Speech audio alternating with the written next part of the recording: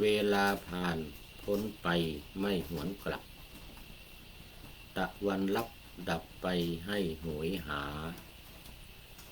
ชีวิตพลันสิ้นลงไปในเวลาอีกไม่ช้าเวลาครบจบทุกคนขอถวายความนอบน้อมแด่พระรัตนตรัยมีพระพุทธเจ้าเป็นต้นขอถวายความเคารพพระมหาเถระพระเถรานุเถระเจ้าคณะพระสังฆาธิการทั่วโลกมีพระเดชพระคุณพระธรรมเสนาบดีเจ้าคณะภาค7วัดพระธาตุดอยสุเทพเป็นต้นและขออำนวยพรแด่ท่านผู้ฟังท่านผู้ชมสาธุชนพุทธบริษัททั้งหลายวันนี้รายการธรรมะหลังธรรมวัดเย็นของวัดพระธาตุดอยสุเทพออกอากาศทางสถานีวิทยุพระพุทธศาสนาแห่งชาติและจริยธรรมวัดพระธาตุดอยสุเทพระบบ FM 96 เมกะเฮิรตซ์มีพ่อครูวันรบนามวงพรหมเป็นผู้อำนวยการอาจารย์พระมหาประสิทธิ์ประสาธิโกเป็นหัวหน้าสถานีและอาตมาภาพพระครูปริยัติยานุศาสตร์เป็นผู้บรรยายเป็นประจำทุกวันเวลา 18:40 นาทีถึง 19:10 นาที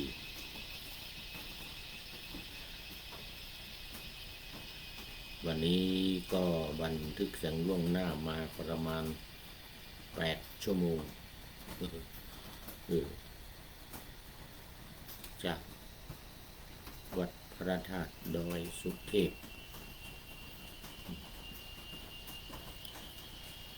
และตอนเช้านี้ก็คงไม่มี FC เข้ามาว่าให้จักรจันทร์เรไรและเขียดสักตัว2 ตัวเอาแอบนิดหน่อยเพราะว่าตอนนี้ฝนตกปุ๊บปักฝนตกไม่ขาดตอนเช้ามานี้ก็ชุ่มเย็นดีอากาศชุ่มเย็นดีค่อนข้างจะหนาวด้วยซ้ำไปแล้วตอนนี้ก็เข้ามาสู่เนื้อหาของธรรมะกันเลยวันนี้ยังอยู่ในหัวข้อเดิมปัจจัยแห่งทุกข์และความดับแห่งทุกข์โดยอเนกปริยายนะดูปริยายแรกก็พูดถึงปัจจัยของความทุกข์ก็มี2 อย่างการดับความทุกข์ก็มีอยู่2 อย่างว่าไปแล้วเมื่อวานนั่นก็คือข้อ1ข้อ2ของอริยสัจ4ได้แก่ทุกข์กับสมุทัยความทุกข์ทั้งหลาย มีปัจจัยมาก็คือสมุทัยหรือสาเหตุของความทุกข์ได้แก่ตัณหา3 อย่างกามตัณหาภวตัณหาวิภวตัณหานี่แล้วก็การดับ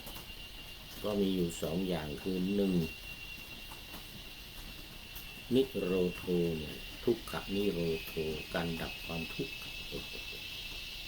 ก็คือการดับตัณหา3 อย่างต้องดับต้นเหตุของมันทำทั้งหลายเกิดแต่เหตุพระพุทธเจ้าตรัสเหตุแห่งธรรมเหล่านั้นอันนี้ทางพระสัชชิกล่าวกับพระสารีบุตรตอนเป็นฆราวาสเยธัมมาเหตุปวาเตสังเหตุงตถาคโตนะพระตถาคตตรัสเหตุแห่งธรรมเหล่านั้นทำเราได้มีเหตุเป็นแดนเกิดพระตถาคตตรัสเหตุแห่งธรรมเหล่านั้นเยสัญจโยนิโรโธเอวังวาทีมหาสมโนพระมหาสมณะตรัสความดับ แห่งเหตุเหล่านั้นเป็นเหตุให้เกิดทุกข์เดี๋ยวเป็นเหตุให้เกิดสุขเนี่ยถ้าดับสาเหตุของมันเนี่ยเราเหตุให้เกิดสุขเนี่ยสั้นๆนี่นะครับสารีบุตรเป็นพระโสดาบันนะในเรื่องมันนะแค่นี้โสดาบันเลยนะเป็นโสดาบันเพราะว่าเขามีปัญญาบารมีสร้างสมมาพร้อมแล้วเรียนท่านพระอาจารย์ชีบอกว่าจะพูดมากกว่าพูดนิดเดียวก็บอกว่าพูดนิดเดียวก็พอการขยายความเป็นเรื่องของผมเองเหมือนกันนะนี่เหตุของความเหตุของความทุกข์มันก็คือกามตัณหาความอยากในกามคุณทั้ง5อย่างรูปเสียงกลิ่นรสและสิ่งของที่มากระทบกายของเราเนี่ยนี่เลยคือกามตัณหาภาวะตัณหาในเรื่องของภพตำแหน่งแห่งหนที่อยู่อาศัยแผ่นดินทั้งหลายบ้านเมืองประเทศชาติบ้านเมืองทั้งหลายคือภพทั้งนั้นเลยตำแหน่งก็ตั้งแต่กำนันผู้ใหญ่บ้านนายอำเภอผู้ว่าปลัดกระทรวงนี่นะนายกรัฐมนตรีนี่นะรัฐมนตรีช่วยทั้งหลายกระทรวงทั้งหลายเนี่ยนี่เป็นภพทั้งนั้นนี่ไอสาเหตุของความทุกข์มันเป็นอย่างนี้ในเรื่องของเรื่องมันแล้ววิภวะตัณหาอีกไม่เมื่อได้พบแล้วได้ที่อยู่แล้วก็ไม่อยากจะได้อีกไม่อยากจะอยู่อีกอยากจะออกไปอีกอยากจะวิภพอยากจะไม่มีภพอีกตัณหาทั้งนั้นความอยากทั้งนั้นดับทั้ง3อย่างนี้ได้ก็เป็นข้อเป็นข้อที่1กับข้อที่2ก็เนี่ยทุกขันนิโรธคาทุกขะนิโรโธการดับความทุกข์นี่นะก็คือดับ3อย่างนี้เสร็จแล้วก็หนทางเลยทีนี้ทุกขันนิโรธคามินีปฏิปทาหนทางที่จะเข้าไปสู่การดับทุกข์ได้แก่มรรคมีองค์8ประการมีสัมมาทิฏฐิเป็นต้นสัมมาสมาธิเป็นที่สุดนี่คือปัจจัยและความดับแห่งทุกข์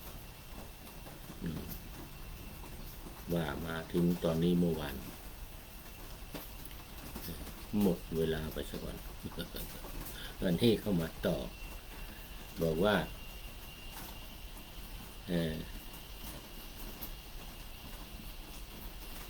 อะไร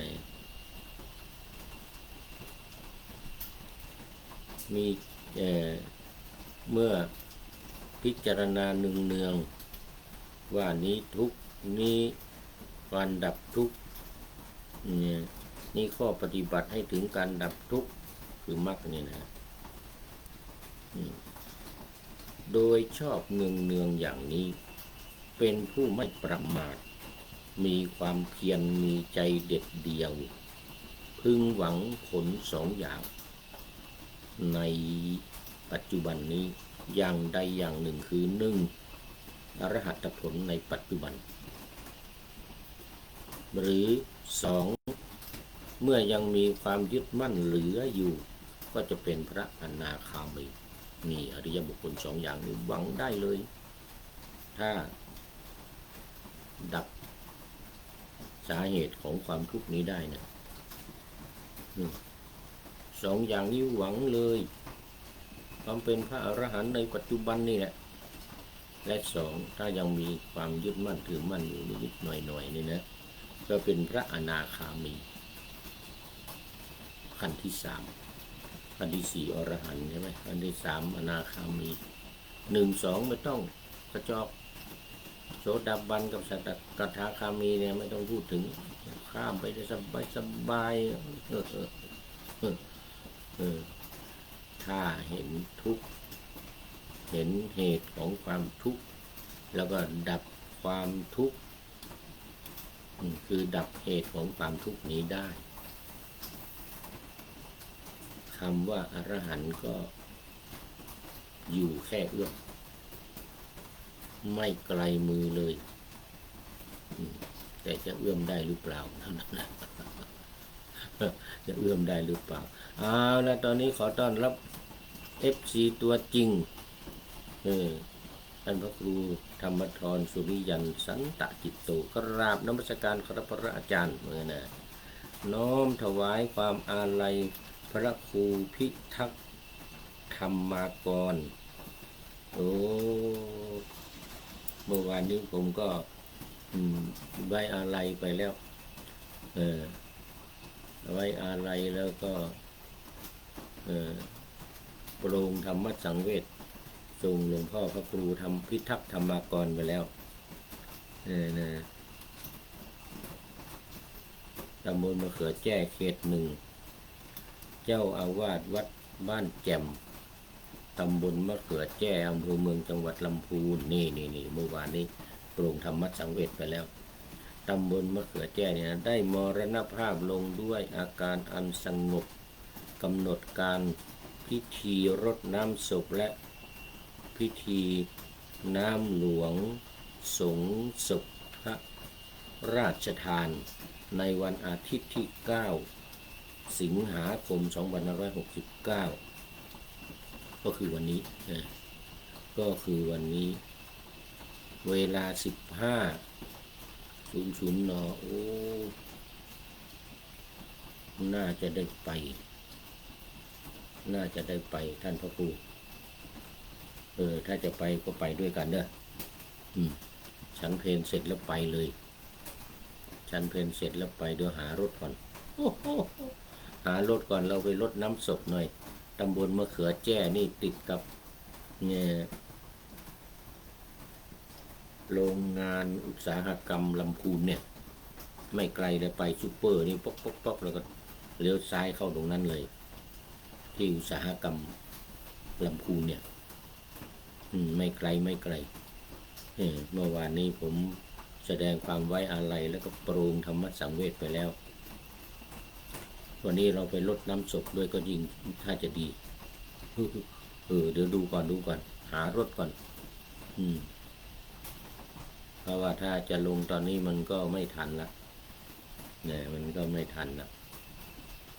ต้องหลังฉันเพลถ้าจะไปก็ไปด้วยกันนิมนต์เดี๋ยวหารถก่อน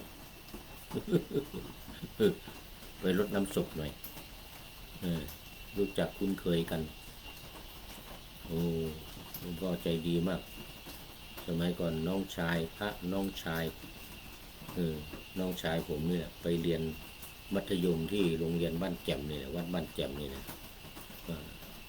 ไปเรียนมาแล้วน้องชายไปเรียนมาแล้ว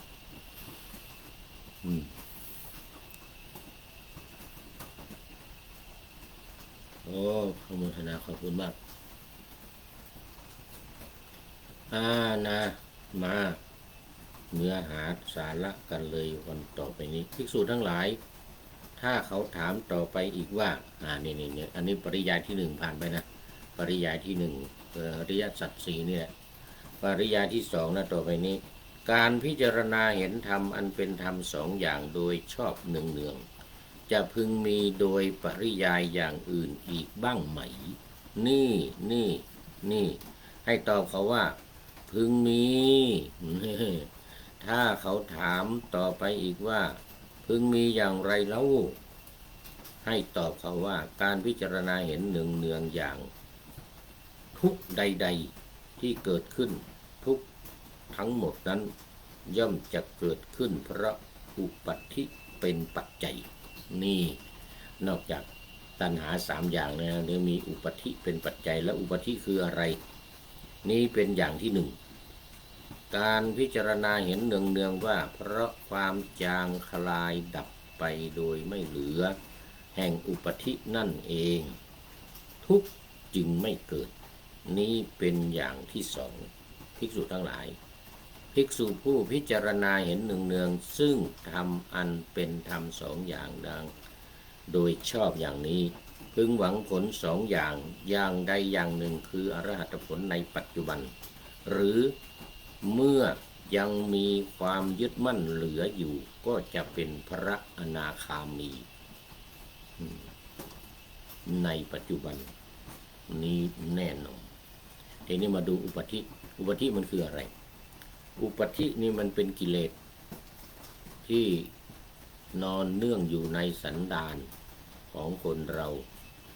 เมื่อยังมีขันธ์เหลืออยู่ขันธ์ห้าเนี่ยรูปเวทนาสัญญาสังขารวิญญาณเนี่ยยังเหลืออยู่แม้พระอรหันต์แม้พระพุทธเจ้าหรือเราอรหันตสาวกทั้งหลายพระปัจเจกพุทธเจ้าทั้งหลายก็ยังมีอุปธินี้อยู่ตราบเท่าที่จะปรินิพพานเนี่ยถ้ายังไม่ปรินิพพานอุปธินี้ก็ยังมีอยู่คือความยึดมั่นถือมั่นในเรื่องของการกินนี่อย่างหนึ่งเพราะว่ามันต้องเลี้ยงอัตภาพนี้ให้เป็นอยู่การนอนหลับอย่างหนึ่งเพราะว่ามันจะต้องรักษาสุขภาพให้พักผ่อนการขับถ่ายอันนี้สืบเนื่องมาจากการกินนี่แหละเรื่องมันการขับถ่ายไม่ว่าจะถ่ายหนักถ่ายเบาเหล่านี้เรียกว่าอุปธิคือเป็นกิเลสที่ประจำนอนเนื่องอยู่ในสันดานของคนเราทุกคนตราบเท่าที่ปรินิพพานจะเกิดขึ้นถ้ายังไม่ปรินิพพานเนี่ยเหมือนพระพุทธเจ้าเนี่ยพระพุทธเจ้าเนี่ยเป็นพระอรหันต์แล้วเป็นพระอรหันต์แล้วเป็นพระพุทธเจ้าแล้วนิพพานแล้วเรียบร้อยแต่ยังไม่ปรินิพพานเพราะยังมีอุปธินี่แหละนี่เรื่องของเรื่องมันเนี่ยมีอุปธิอยู่พุทธองค์ก็ต้องฉันภัตตาหารอยู่เสวยขอไปเสวยพระกรยาหารอยู่ถึงเวลาก็ต้องไปบิณฑบาตฉันเสวยพระกรยาหารนี่อุปธินี่เรื่องมันและอะไรการขับถ่ายต้องทำขับถ่ายพระบังโคลนเขาเรียกพระบังโคลนการขับถ่ายของพระพุทธเจ้าเนี่ยนะเขาเรียกพระบังโคลนไปทำพระบังโคลนทุกเช้าตื่นขึ้นมาเราต้องทำภารกิจส่วนตัวเนี่ยเขาเรียกว่าเข้าห้องน้ำห้องส้วมอะไรต่างๆเนี่ยเขาเรียกว่าทรงทำพระบังโคลนเป็นนี่แหละคืออุปธิเนี่ยเป็นกิเลสเนี่ยที่ประจำอยู่กับขันธ์ห้านี้ขันธ์ห้านี้ไม่แตกสลายเมื่อไรก็ยังมีเท่านั้นดับเฉพาะกิเลสคือนิพพานก็ไม่ยึดมั่นถือมั่นไม่ติดในเรื่องเหล่านี้ในเรื่องอุปธินี่นะแต่มันยังมีอยู่เมื่ออุปธินี้ยังมีอยู่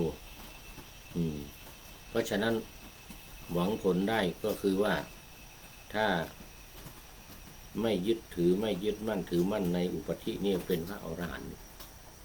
เป็นพระอรหันต์ในปัจจุบันนี้เลยเหมือนพระพุทธเจ้าเหมือนเราอริยพระอรหันตสาวกทั้งหลายนี่แหละเป็นพระอรหันต์แล้วแต่ถ้ายังมีความยึดถือยึดมั่นในเรื่องอุปธินี้อยู่ก็จะเป็นพระอนาคามีอย่างต่ำละอนาคามีเนี่ยไม่ต่ำไปกว่านี้ไม่เป็นสกทาคามีหรือโสดาบันละอนาคามีเนี่ยอย่างต่ำสุดละก็ยังยึดถือยึดมั่นอยู่ในอุปธิเนี่ยแต่ถ้าไม่ยึดถือไม่ยึดมั่นไม่ติดในอุปธิเนี่ยคือการเรื่องของการกินเรื่องของการขับถ่ายเรื่องของการนอนหลับเนี่ยนะถือว่าเป็นเรื่องธรรมชาติถือว่าเป็นเรื่องที่จำเป็นต้องทำคู่กับสังขารคือขันธ์ห้านี้ไม่ยึดไม่ถือเป็นพระอรหันต์เหมือนพระพุทธเจ้าเราอรหันตสาวกทุกพระองค์เนี่ยนี่ก็เป็นนัยยะที่สองหรือปริยายที่สองส่วนปริยายที่สามได้อยู่อีกหนึ่งปริยายภิกษุทั้งหลายถ้าเขาถามต่อไปอีกว่าพึงมีอย่างไรเล่าให้ตอบเขาว่าอาจพิจารณาเห็นเนืองว่าทุกใดๆที่เกิดขึ้นทุกทั้งหมดนั้นย่อมเกิดขึ้นเพราะ อวิชชามาแล้วไอ้สุดท้ายของสังโยชน์10เลยนะอวิชชานี่แหละความเป็นปัจจัยนี้เป็นอย่างที่หนึ่งการพิจารณาเห็นเนืองๆว่าเพราะความจางคลายดับไปโดยไม่เหลือแห่งอวิชชานั่นเองทุกจึงไม่เกิดนะนี่เป็นอย่างที่สองภิกษุทั้งหลายภิกษุผู้พิจารณาเห็นเนืองๆซึ่งทำอันเป็นธรรมสองอย่างโดยชอบอย่างนี้พึงหวังผลสองอย่างคืออรหัตผลและเมื่อยังมีความยึดมั่นถือมั่นเหลืออยู่ก็เป็นพระอนาคามีเหมือนเดียวกันเลยอวิชชานี่เป็นข้อสุดท้ายของสังโยชน์10ประการไม่ต้องพูดละ1 2 3 4 5 6 7 8 9สังโยชน์จะไม่เหลือเพราะอวิชชาสุดท้ายข้อที่10อวิชชาดับหมดไม่เหลือก็เป็นพระอรหันต์เหมือนพระพุทธเจ้าเหมือนเราอรหันตสาวกทุกๆพระองค์นี้เองแต่ว่าเมื่อยังไม่สามารถที่จะละอวิชชาที่ว่านี้ได้เนี่ยแต่1 2 3 4 5 6 7 8 9ของสังโยชน์ทั้งหมดรวมทั้งกิเลสกิลาศทั้งหลายราคะโทสะโมหะทั้งหลายดับไปหมดแล้วยังมีอวิชชาอยู่นิดหน่อยก็เป็นพระอนาคามีเป็นอนาคามีเพราะว่าสังโยชน์เบื้องบนทั้ง5ยังเหลืออันสุดท้ายคืออวิชชารูปราคะอรูปราคะมานะอุทธัจจะ4อย่างนี้เรียบหมดไปหมดไม่มีแล้วเหลือแต่อวิชชาอย่างเดียวเป็นพระอนาคามีอนาคามีดับอวิชชาได้ปุ๊บอรหันต์ทันทีอรหันต์ทันทีในปัจจุบันนี้นี่ตามนัยยะที่กล่าวมานี้บัดนี้ได้3นัยยะแล้วเนี่ยเดี๋ยว2อันนั้นมันอันแรกเมื่อวานเนี่ยอริยสัจ4ข้อ1ข้อ2ข้อ3ข้อ4ที่ว่าเมื่อกี้เนี่ยนะมันเป็นเมื่อวานมาทบทวนส่วนวันนี้เนี่ยมีต่อก็คือทำ2อย่างที่เรียกว่าอุปธิกับอวิชชาอุปธิกับอวิชชาถ้าละอุปธิได้ก็อรหันต์ในปัจจุบันถ้าละอวิชชาได้ก็อรหันต์ในปัจจุบันแต่ถ้ายังละไม่ได้ยังมีการยึดการถือในเรื่องของอุปธิในเรื่องของอวิชชาอยู่ก็เป็นอนาคามีอย่างต่ำสุดแล้ววันนี้หมดเวลาลืมดูพระเดชพระคุณหลวงพ่อสุทธิสงึมรำเข้ามาน่าจะเข้ามาตั้งแต่ท่ามกลางหรือเปล่าไม่รู้นะไม่เป็นไรเป็นปริโยสานกัลยาณธรรมโมผู้มีธรรมมันงามในที่สุดคือปัญญาครับพระเดชพระคุณหลวงพ่อมีปัญญาเนี่ยศีลสมาธิปัญญาน่าจะเข้ามาตอนระหว่างกลางละ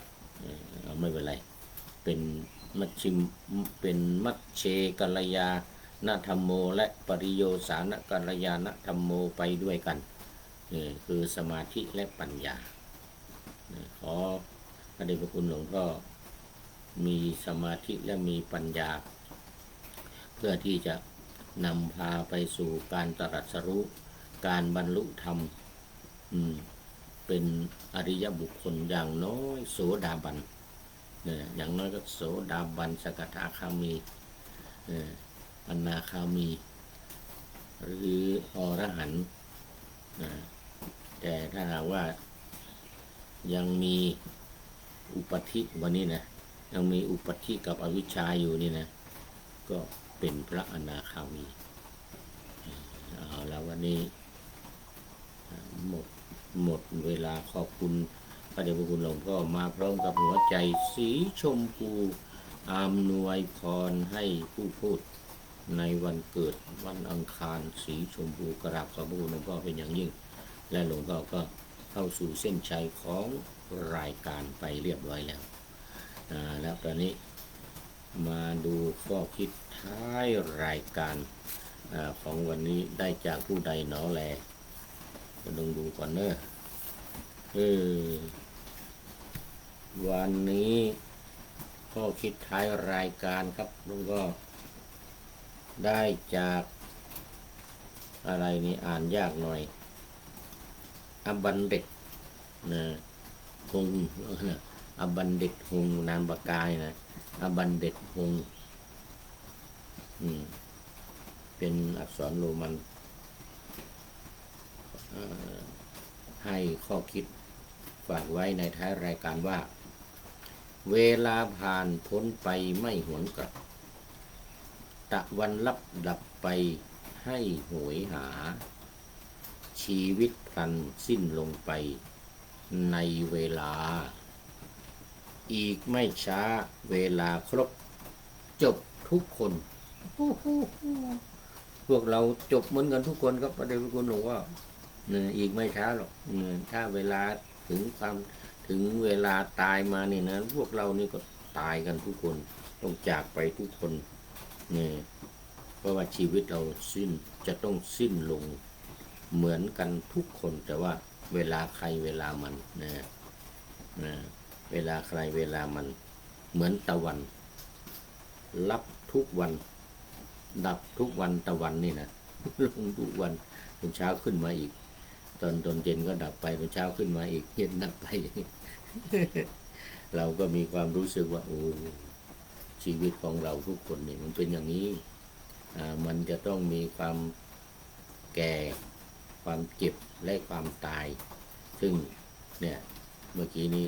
ให้พิจารณาเนืองๆจริงๆจะพบกับความสุขพ้นจากความทุกข์ดับความทุกข์ดับสาเหตุของความทุกข์แล้วก็พบกับความสุขอันเป็นบรมคือพระนิพพานสมดังพระดำรัสองค์สมเด็จพระสัมมาสัมพุทธเจ้าตรัสไว้ว่านิพพานังปรมังสุขขังพระนิพพานเป็นสุขอย่างยิ่งอันนี้ก็ขออำลาพระจากผู้ชมฟังที่เดินยืนนั่งนอนฟังทั้งหลายขอให้มีความสุขใจและกายสดชื่นสบายไปตลอดกาลนำเอาธรรมะไปปฏิบัติเพื่อให้กำจัดทุกข์ใหญ่ภัยพานคนเกิดตายในวัฏสงสารบรรลุนิพพานทุกท่านกันเถิดขอเจริญพร